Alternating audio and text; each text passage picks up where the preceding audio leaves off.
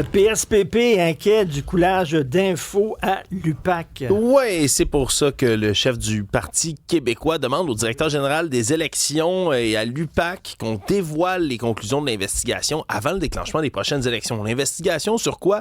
Ben, les fameux brownies du côté du Parti libéral du Québec dans la course à la chefferie de Pablo Rodriguez. Vous vous souviendrez sûrement là, de ce scoop qui avait été sorti par nos collègues du bureau d'enquête qui parlait de textos qui évoquaient de donner des brownies en échange de vote. Puis là, c'est pas des petits carrés chocolatés, c'était plutôt des billets de 100$, des bruns, en bon français.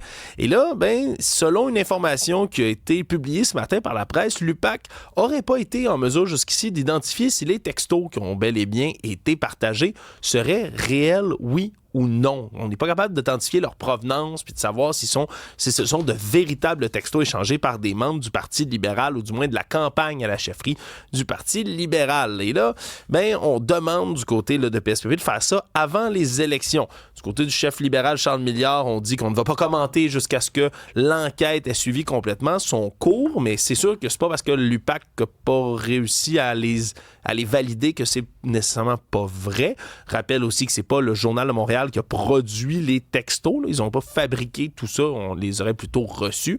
Il y a encore beaucoup de mystères qui planent, mais c'est sûr. Il veut avoir un rapport avant le déclenchement des prochaines élections. Là. Oui, que tout ça soit réglé. Oui, parce que là, aujourd'hui, imaginez, il y a juste l'information « Ah, l'UPAC doute des textos ». Ça filtre. Oui. Mais qui a laissé couler cette information-là? Qui, à l'UPAC, peut laisser couler cette information-là, qui a avantage à laisser filtrer ça aux médias. Il y a toutes sortes de jeux de coulisses là, qui peuvent se jouer derrière. Là, il va-tu encore avoir une chasse au stool à l'UPAC? On se souvient qu'il y en avait eu, là, qui parle aux médias, puis c'était la grosse affaire. Là. On dirait qu'il était plus occupé à chercher c'était qui la taupe au sein de l'UPAC qui parlait aux médias, plutôt qu'essayer de pincer des cols blancs qui faisaient des crimes. Là, ils ont l'occasion de faire patte blanche cette fois-ci du côté de l'UPAC. Un ancien député du Bloc qui a été arrêté à Québec. On parle d'agression sexuelle possible sur des mineurs. Oui, agression sexuelle en position d'autorité, contact sexuel, agression sexuelle. Là, les chefs d'accusation sont multiples contre Pascal-Pierre Payé. C'est peut-être pas quelqu'un dont le nom vous évoque quelque chose. C'est un député du Bloc québécois entre 2008 et 2011 qui a 47 ans et qui aurait commis des actes en 2 moments distincts, là, avec quand même une bonne marge de temps entre les deux, 2006 et 2024. Et dans le premier temps, ça aurait été là, un abus de sa position d'autorité en 2026 qu'il aurait utilisé pour avoir des relations sexuelles avec un élève à ce moment-là. Évidemment, c'est assez grave comme accusation. Et la deuxième fois, ce serait une victime de 14 ans en août 2024. C'était l'âge que ce jeune homme-là avait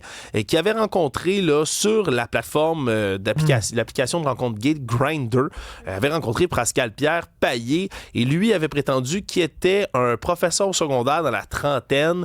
Le jeune, lui, faisait croire qu'il avait 17 ans à ce moment-là, mais ça demeurait illégal, bien évidemment. Et là, ils se seraient rencontrés. Il y aurait eu des relations sexuelles consentantes. Le problème, c'est que par la suite, il aurait compris, en le croisant dans une école, qu'il était pas mal plus vieux que ce qu'il lui avait dit, de 1, et de 2, que c'était complètement illégal et que lui, du haut de ses 14 ans, s'était fait mener en bateau. Bref, c'est un procès qui va se poursuivre du côté de Québec. Merci beaucoup, Alexandre. Écoute, Buffy the Vampire Slayer. Oui. Moi, je croyais qu'il était pour faire un remake. Moi, j'adorais cette série-là. C'est tellement bon. Buffy contre les vampires. Oui, j'adorais ça. Sarah Michelle Gellar. Angel. Spike. Moi, mon préféré, c'était Spike. Il était censé faire le remake. Moi, j'étais très content. J'avais beaucoup aimé la série originale. Puis surtout, c'est Chloé Zhao. Chloé Zhao. Qui était à la réalisation de qui fait Hamnet, là, puis entre autres, là, puis c'est une excellente réalisatrice. Mm-hmm. Donc, j'avais très hâte de voir ça. Puis là, ils ont tiré à la plug. C'est Sarah Michelle Gellar qui, en fin de semaine, dimanche, en fait, a publié une vidéo sur ses réseaux sociaux pour dire « Hey, j'aime mieux que vous l'appreniez de moi.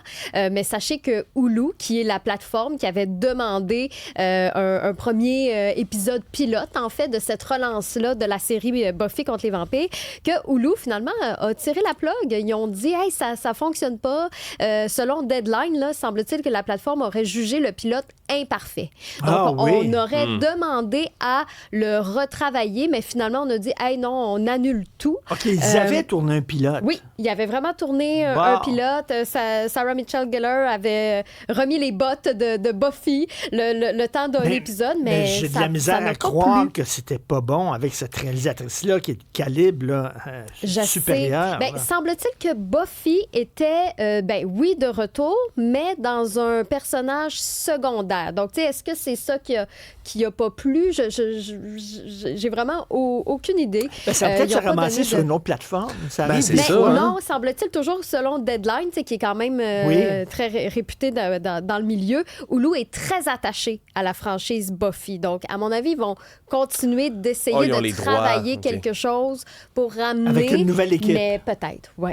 Donc, ça a été très surprenant. Et tu veux me parler de Frankenstein? Oui, parce que Frankenstein, aux Oscars, ils ont remporté 3 statuettes, dont meilleur décor, mais aussi meilleur costume. Et je ne savais pas ça, mais les costumes, il y a une partie qui a été faite ici au Saguenay-Lac-Saint-Jean par l'entreprise Bilodeau Canada, qui est située à Normandin. Ils ont fait plus de 250 pièces pour la production. Entre autres, tout ce que porte Victor Frankenstein, ça a été fait chez Bilodeau. Et le costume de la bête, là, le look de la bête, c'est entièrement eux aussi qui l'ont fabriqué. Ce qu'on va retrouver aussi dans le film, des éléments visuels, entre autres des traîneaux de trappeurs. Ça vient de chez Bilodeau. Il y a des animaux naturalisés et articulés aussi qu'ils ont fait. C'est un travail de 2 ans pour eux. Pratiquement toute leur équipe a travaillé sur certaines pièces qu'on a pu voir dans le film. Et déjà, ça leur ouvre des nouvelles portes. Ils travaillent déjà sur d'autres productions avec Netflix,